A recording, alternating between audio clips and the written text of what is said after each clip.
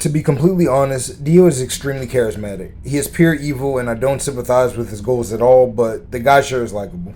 I'm not the only one who thinks so. There are characters who are ready to give their lives and souls to Dio to aid his cause. Here are the 5 most loyal followers of Dio, the main antagonist of JoJo's Bizarre Adventure. Warning, spoiler up to JoJo Part 6 and on the non-canon novel JoJo's Bizarre Adventure Over Heaven, which serves as Dio's diary. Don't forget to like the video and subscribe to the channel for more JoJo content. Wang Chen. Back in Part 1 JoJo Phantom Blood, when Dio was still a human, he received poison from an apothecary named Wang Chen, which he used to poison his father Dario Brando and adopted father George Joestar, who survived the poison only to be stabbed to death by Dio, who was aiming for the JoJo of the part, Jonathan Joestar. Wang Chen remarks that Dio's life is lucky and he won't lose that night, which turns out to be true. After the Joestar mansion burns down and Dio turns him into a zombie, Wang Chen is seen supporting Dio as he healed from his first bout with Jonathan, and transporting Dio when he was just ahead after his second bout against Jonathan. Because of Wang Chen, Dio was able to kill Jonathan in their third bout and take his body, but Jonathan used the last of his hormones to kill Wang Chen and make him sink the boat they were on, trapping Dio for about 100 years. John Gallier. In JoJo Part 6 Stone Ocean, the JoJo of the part, Jolene Cujo, faces off against John Gallier, one of the 2 men that conspired to get Jolene thrown in prison so they could lure the Part 3 JoJo, Jotaro Kujo, there and kill him for killing Dio.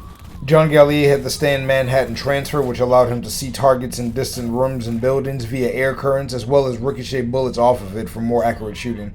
In the novel JoJo's Bizarre Adventure Over Heaven, Dio states that John Gallier was his bodyguard. This man really could have went about his business. Unlike other unfortunate pawns of Dio, he didn't have a flesh butt in him, but he, without need for zombification, followed Dio after his death. John Gallier is betrayed and killed by the other man, whom is another entry on the list, so we'll talk about that later. Enya the Hag. In JoJo Part 3 Stardust Crusaders, we see Dio back from his underwater prison that Jonathan left him in, and he has an assistant named Enya.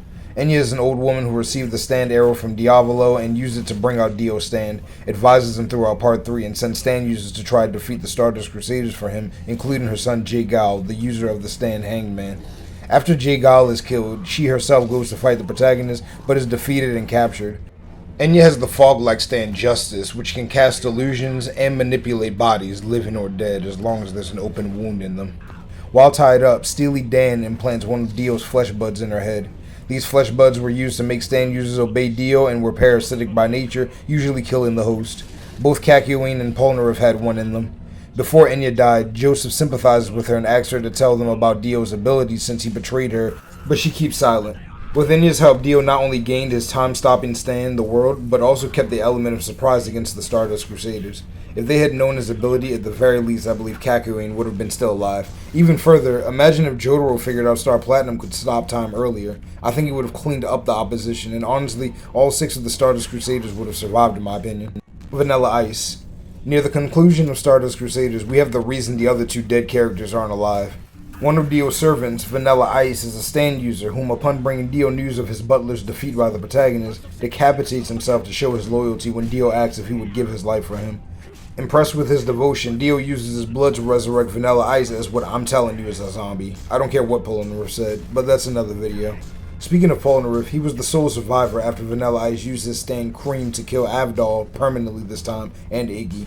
Cream is able to consume Vanilla Ice to hide him and itself in the Void Dimension, and then use its body as a portal to the Void Dimension, disintegrating everything it touches.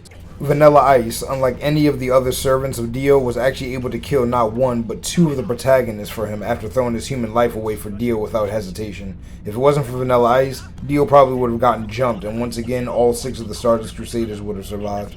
Enrico Pucci. Back to Stone Ocean. I say this a lot, but my favorite villain in fiction, Enrico Pucci, Dio's best friend and easily his best follower.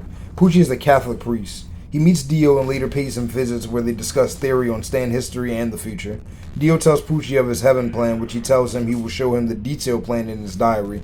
This never happens because Jotaro kills Dio. In the novel Over Heaven, we see Dio talking about Pucci's planned visit that never comes to fruition because of this. Pucci then, with John Gallier, sets up Jotaro's daughter Jolene to get sent to prison and betrays John Gallier, like I mentioned in example 2, takes Jotaro's memories since Jotaro had read Dio's diary, and used the heaven plan to evolve his stand Whitesnake to Sea Moon and finally Made in Heaven. Whitesnake could take stands and memories from targets as disc and cast illusions. Sea Moon controlled gravity, making the user the center of it and pushing targets away from the user, and Made in Heaven could infinitely accelerate time. Pucci also stated that Dio is the King of Kings and that he loves Dio with the same reverence and passion as he loves God. Now, any Christian will tell you that that's a no-no.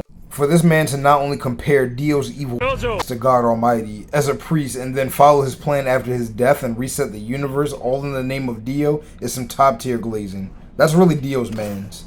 Let me know in the comments if you think someone else's name should have been in the top 5 list and what videos you want to see next. Don't forget to like the video and subscribe to the channel for more JoJo content.